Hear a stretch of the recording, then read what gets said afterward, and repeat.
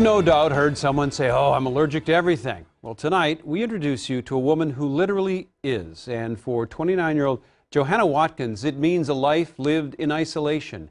Fox 9's Karen Scullen joining me now. And Karen, despite her disease and the limitations it presents, this young woman is by no means forgotten.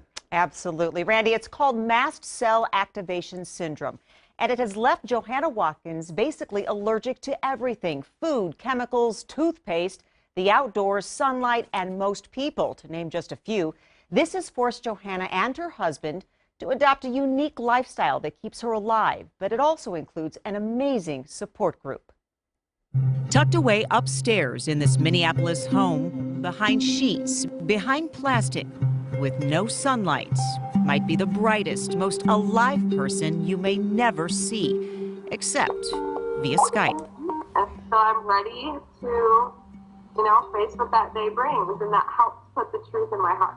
We interviewed Johanna Watkins just 20 feet below the master bedroom where she stays 24 hours a day, 7 days a week.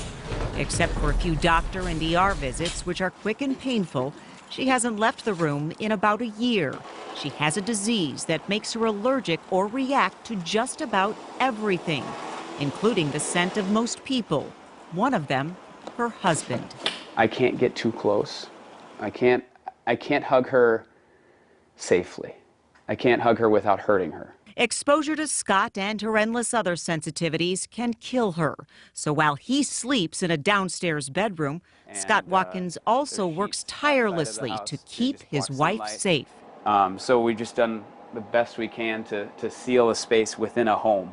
He's created a safe zone with plastic, purifiers, and sealed windows. That modified bedroom is the one place where Johanna feels like she won't die. Sorry, I got sidetracked by my brother's camera. I could smell it, actually. You know that? She is so sensitive to smells, within 2 minutes, she began to react to the little GoPro camera her brother brought in to show us her room. As soon as that door opened, I can feel it. My body goes into complete attack mode. So my throat automatically tightens. It kind of feels like Darth Vader is doing his chokehold.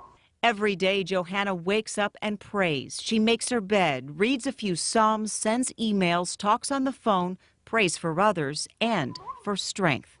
And so every morning, I wake up and I say, whoa, this is too much for me.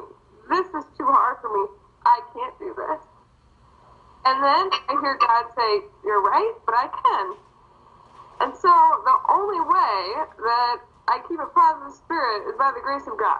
I believe that these things happen for a reason. I believe that God cares about me and my wife, and that He tells us not to borrow trouble from tomorrow. So He says there's enough trouble for today, and that's very true in our life. We have enough trouble for the next hour. But their life wasn't always such a struggle. Scott and Johanna Watkins were married 3 years ago. Life was great. They loved the outdoors and were planning their future. But Johanna's health started tumbling. First a few food allergies, but then over the next several months, there were too many allergies to count.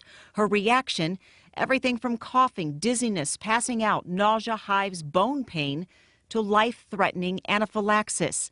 She can't breathe. So they just were all puzzled. I mean, we saw 30, 40 doctors. They're like, we have no idea, we have no idea. But finally, Dr. Lawrence Afrin diagnosed her with mast cell activation syndrome. Mast cells release chemicals called mediators that tell your immune system how to function, which is normally a good thing because they only release now and then. But Johanna's mast cells are constantly alarming her immune system that something is wrong. To put it simply, Johanna's mast cells are haywire. But the cells in the tissues on the receiving end of those mediators, they have no way to know, of course, that they're the wrong signals. Dr. Afrin says the disease was first diagnosed just 9 years ago. It's so new, it's not even taught in medical school. It's extremely complex and can present in hundreds of ways. It's estimated, though, that 1 to 15% of the general population may have MCAS, but most cases go undiagnosed. Instead, patients are diagnosed with multiple inflammatory disorders like fibromyalgia, irritable bowel syndrome, chronic fatigue, and other conditions. Is it more likely that this patient is so uniquely unlucky as to have coincidentally acquired so many different problems, or is it more likely this patient has just one thing going on. The good news, most cases of MCAS are treatable with a cocktail of medication. Johanna, though, is on the other end of the spectrum. Her case extremely severe, rare, and so far she has not responded to any treatment. So for Johanna, just living hurts. But that physical pain is not what hurts the most. The hardest thing, that's hard, but is the emotional pain. Like being isolated and being alone and away from the people that I love. That's hard. But here's where Johanna's story takes a turn from the mystery of her illness, some sadness, maybe some hopelessness, to one of inspiration, love, and community.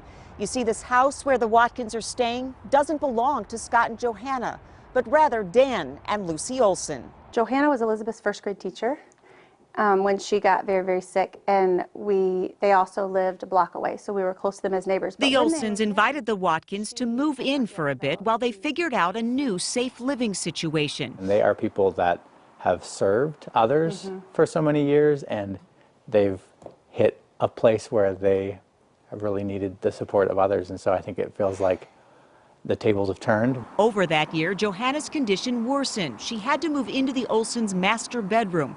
So now the Olsons live in 2 bedrooms and Scott downstairs.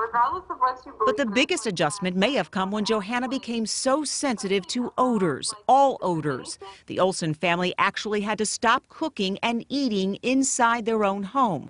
So then the neighbors stepped in. When she developed a sensitivity to food smells and asked us to stop bringing hot food into the house or cooking in the house, within a week, 5 neighbors had given me keys to their house, to their kitchen. In fact, the only food that's cooked inside the home is Johanna's. And because of her allergies, she has eaten the same 2 meals for a year now. Scott makes it fresh for her every day. She eats once a day at 10 p.m. and she can only drink water.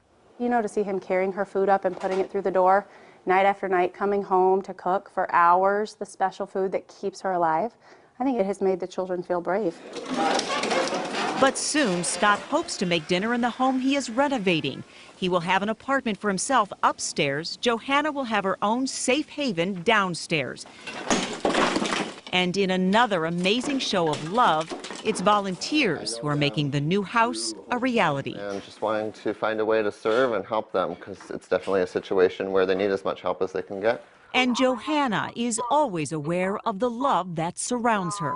I try and just think of everyone I can and just pray for them personally, just pray for whatever they need. And I feel like that's a way I feel connected to people.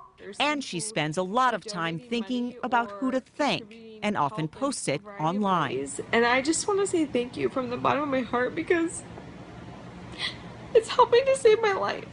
While Johanna most certainly misses the past, she makes it clear she lives in the present, never taking anything or anyone for granted. Every breath a gift from God. So every time I come back from those appointments, I feel like grateful, just extremely grateful for everyone's help to me, and the fact that I made it and I'm back here and got another day. Johanna and Scott hope to move into their new home sometime next month, and thankfully the only 2 people that can safely be with her for a few hours will visit her there as well. That is her brother and her sister.